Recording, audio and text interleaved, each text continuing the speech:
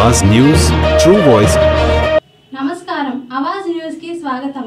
మహబూబాబాద్ జిల్లా బయ్యారం మండలంలోని జగ్గుతాండాలో బీఆర్ఎస్ పార్టీకి భారీగా వలసలు చోటు చేసుకున్నాయి। మాజీ ఎమ్మెల్యే ఇల్లందు నియోజకవర్గ ఇన్ఛార్జ్ బానోత్ హరిప్రియ, మండల అధ్యక్షులు తాతా గణేష్, కొమ్మరాజుల నాగరాజు ఆధ్వర్యంలో 55 కుటుంబాలు బీఆర్ఎస్ లో చేరారు। ఈ సందర్భంగా హరిప్రియ పార్టీ కండువా కప్పి కొత్తగా చేరిన వారికి ఆహ్వానం పలికారు।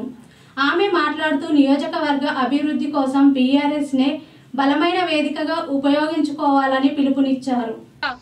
ఎన్నో ఎన్నో ఎన్నో ఎన్నో కరోనాలో సైతం ఒక్క సంక్షేమ పథకం ఆపకుండా రైతు బంధు కావచ్చు, రైతు బీమా కావచ్చు, కళ్యాణ లక్ష్మి కావచ్చు, రైతుకి ఏదన్నా దురదృష్టవశాత్తు జరిగితే వెంటనే 5 లక్షల రూపాయలు వాళ్ళ అకౌంట్ లో పడేవి।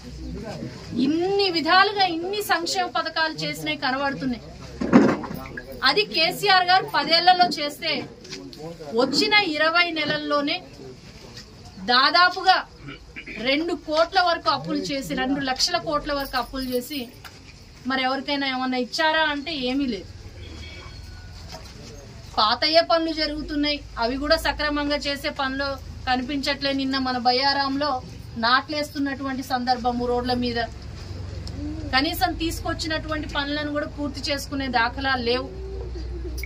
ఇక్కడ జగ్గుతండ నుంచి ఒక నాయకుడు ఉన్నాడు, అమ్మ మేముంటాము, అయ్యా మేముంటాము, మాకు వాళ్ళు పడదు వీళ్ళు పడదు అనుకుంటూ ఇక్కడ ఉన్నటువంటి వ్యక్తికి భార్యనేమో ఎంపీటీసీని చేసినాము, భర్తనేమో సొసైటీ డైరెక్టర్ని చేసినాం।